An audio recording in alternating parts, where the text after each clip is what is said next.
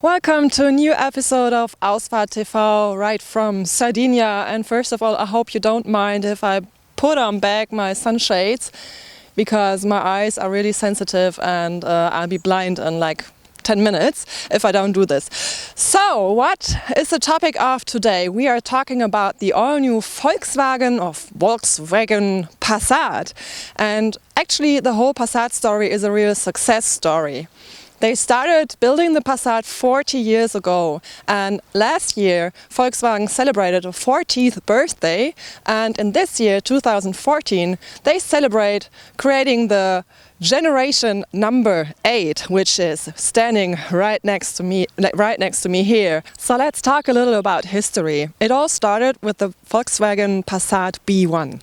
To be honest, and it's not really a secret, the first Volkswagen Passat was an Audi 80, but with a different bodywork. And it was introduced into the markets in 1973. And it was only 1 year later when they presented the Passat Variant. And Variant is standing for station wagon or saloon.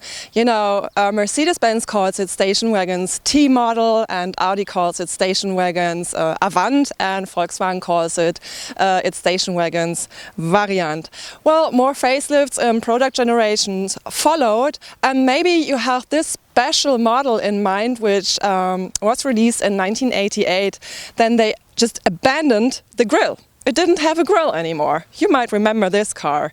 But they put it in back a few years later, and now here we are finally talking about the 8th generation. The new Passat is launched with 10 all-new engines, all equipped with a start-stop system, all turbocharged, and they are all supposed to save fuel up to 20%.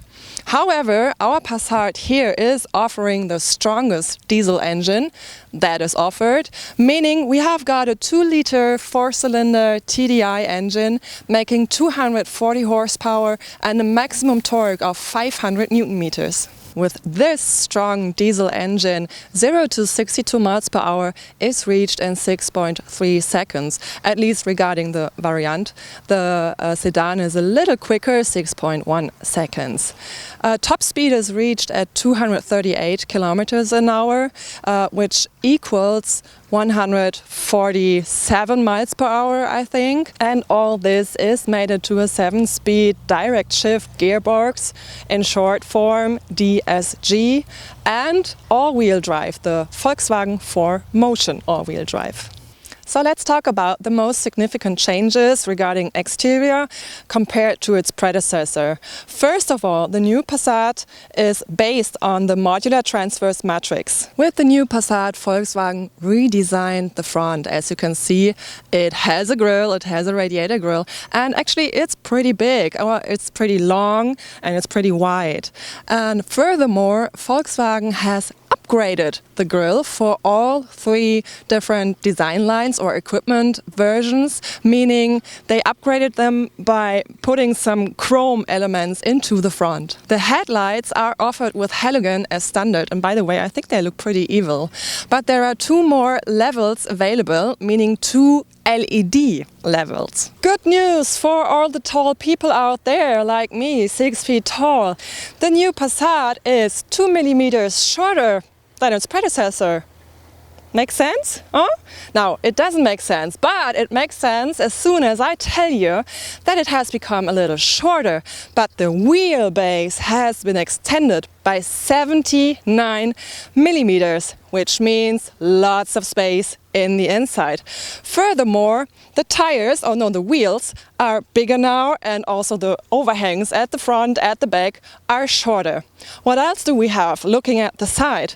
What I find pretty attractive is this edgy character line, which goes from the front right to the end, to the shoulders of the Passat. In addition to that, the new Passat is 12 millimeters wider and a little lower, meaning they lowered the roofline, but I can already tell you, when you sit inside, you don't feel like limited, that you have limited space. The new Passat is being launched with all LED rear lights as standard, but it's the same with the headlights. There are further customized versions available.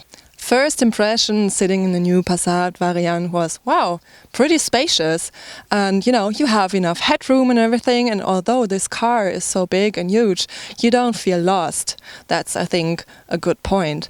And the second impression I had was, wow, very 80s in here, or late 70s.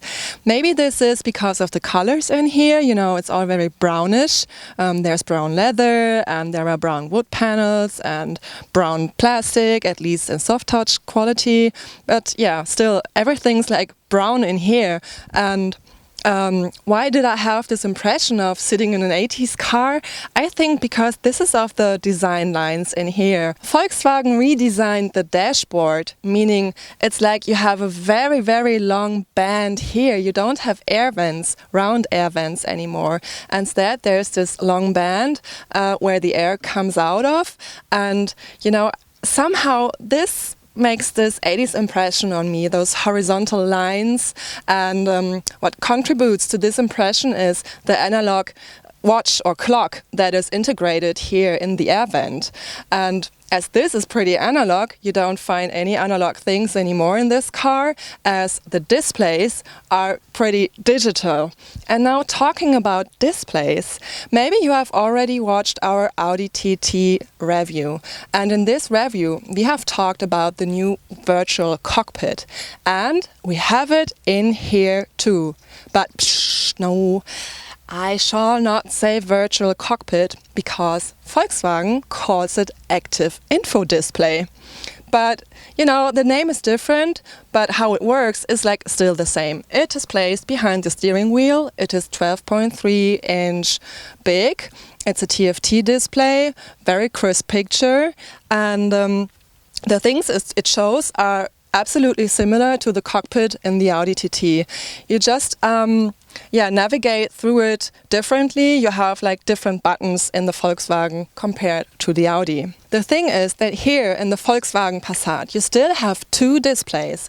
The new virtual cockpit, now active info display behind the steering wheel, but still the infotainment display here in the center console. And there is a difference to the Audi TT because the Audi TT now only has got the virtual cockpit and there is no infotainment display anymore in the center console.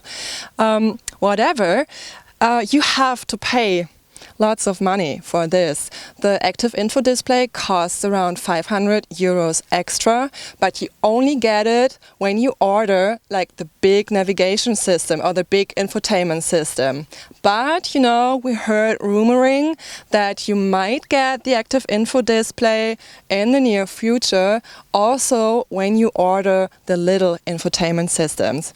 And the big infotainment system costs around 2,300 euros, plus the active info display, 500 euros.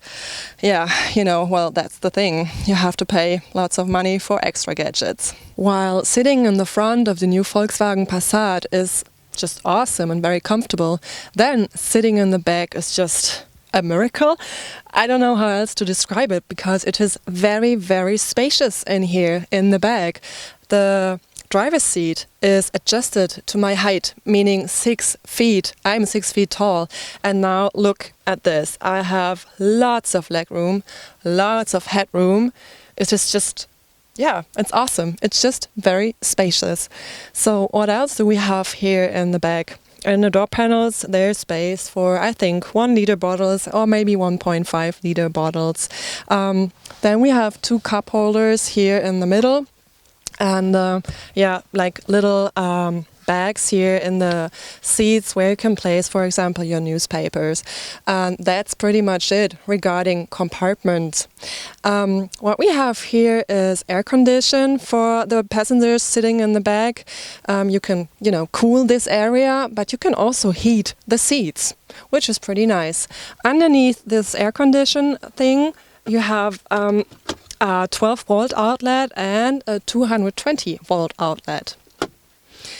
This car, the Passat, has been nominated or got the title as being the family car of the year 2014. And I really understand why, as it is so spacious and it is also very nice for children. You know, they can easily buckle up here and you have those Isofix things, and also the belts are like very, very very long.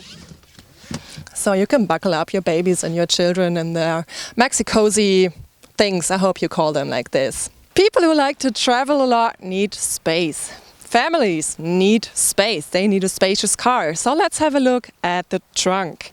This is how it opens. It opens automatically.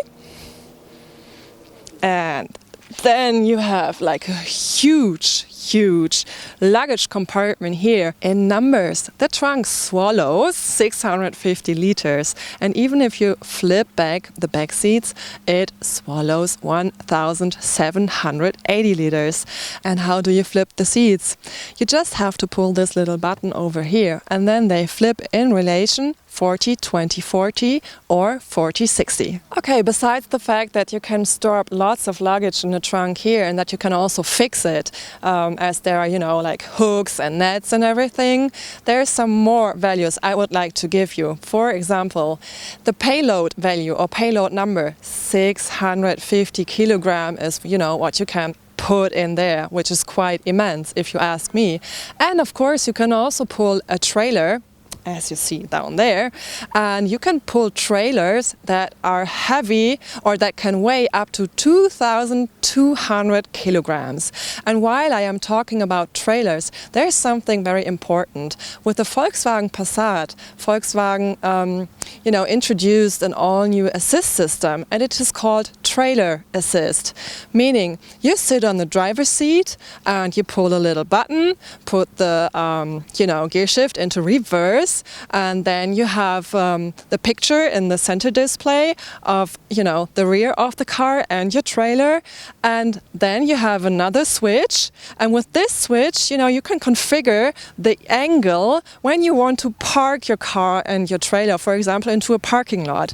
So you configure the angle, and then the car steers automatically. You just press the gas pedal or the brake, and with this assist system, parking with a trailer shall be a lot more easier. You can drive backwards for straight, or you can drive curves, angles, whatsoever. So how does the new Volkswagen Passat Variant drive? Well, there were two factors I immediately recognized when I stepped into the car and started driving. First of all, the first factor regards the steering. I was positively surprised by it, as it is, very smooth, and I like to touch it. It is leather and it's not too thick, so I have a good grip, and and steering is just very smooth. And this is something very nice, especially when you're driving such a big vehicle, especially through city traffic. But of course, you can change the steering behavior, as there is a switch here in the center console, meaning you have different driving modes. This is something I personally like very much. And if you push this button, you can choose between the modes comfort and normal, sport, eco, and individual. What I've realized is that if you switch between those or through those different driving modes, you rarely feel a difference. I mean, of course, there is a difference between comfort mode and sport mode, of course. You feel that steering is a little more direct, and that the engine is working in a different way, or not the engine is working in a different way, but as soon as you depress the throttle, it's accelerating a little quicker.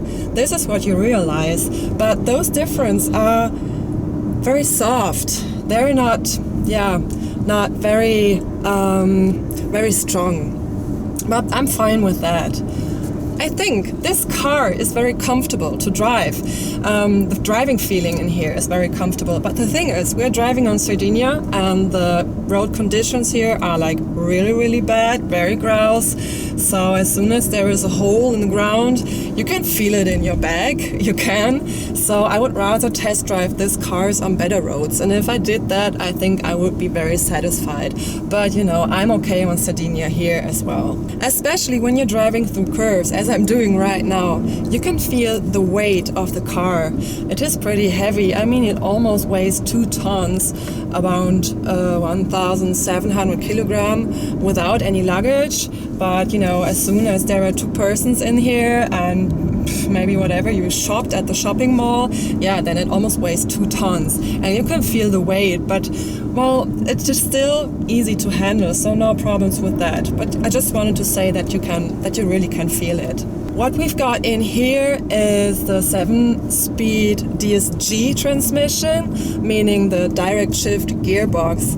And shifting works pretty well. You hardly recognize it when it is when the car shifts. You can also shift manually, as there are shift pedals behind the steering wheel, but to be honest, I never used them, because shifting is just quite alright the way it is. And you even have the chance to put the shift stick into a sport mode, so it makes a little more fun. Well, talking about fun, this car here drives, of course, nice. I mean, technically everything's just fine and okay, but talking about fun driving this car, I'm not too satisfied. I mean, this is a car for long travels, this is a car for families, for long distance traveling and everything, but yeah, for me, fun is something else. It's not a sport car, of course. Regarding the engine, I'm pretty satisfied with it, but well, hey, it's the strongest diesel engine that is offered with the Passat. I wonder how, you know, not so powerful engines would work in this heavy car. But well, with this 240 horsepower engine, I'm pretty satisfied. What is quite interesting is that you can still hear that it is a diesel engine, especially when you're driving slow. Then you can hear this typical sound a diesel engine makes. In German we say Dieseln. So this is like a tuk tuk tuk tuk tuk tuk tuk. Some of you might already know that I love braking when it is very accurate, when it is, you know, just right to the point and very direct, and luckily we have brakes like those here in this car. So as soon as you depress the pedal, the car brakes soft but very efficient, and this is exactly what I like, and I think this is exactly how the brakes should work in such a heavy car. Something I do not like too much in this car is the overview. I mean the overview when you have to turn left, because as soon as you look to the left, you have the B pillar just right in your side. Maybe this is due to my seating position, I'm not sure about this, but well, I always see this B pillar here, so this is something I do not like. And of course this car, as I've already said, is very big, so it takes a little while until until you have the entire overview. But there is something that helps you regarding overview. We have a 360 degrees camera in here, meaning there is a camera in the front, in the side mirrors on both sides, and as well in the rear, and it gives you an overall view. This is very, very good when you have to drive, you know, into a parking house thing, where the parking lots and everything are very narrow, so this helps you a lot. So talking about assist systems, besides the 360 degrees camera, we've also the trailer assist in here. I've already told you about that, and I think this trailer assist makes pretty much sense in this car. And furthermore, we have a lane assist, a lane keeping assist actually. So whenever you cross the white lines, you get a signal right into the steering wheel. It's just not a signal, but the steering wheel is counter steering. This is something I personally like very much, but there is no acoustic signal, no beep beep or whatever. And actually this is it regarding assist systems. Alrighty, there you have it, my friends, my little review about the all-new Volkswagen Passat Variant. If you liked it, please give me a thumbs up. If you have any questions, don't hesitate to ask me in the comment section below. And if you haven't subscribed yet, then do so, because we do many of those videos and we always try to do them in English as well, not just in German. We even do tech checks and we even do interviews, so I think it's worth subscribing. So far, see you next time. Bye bye.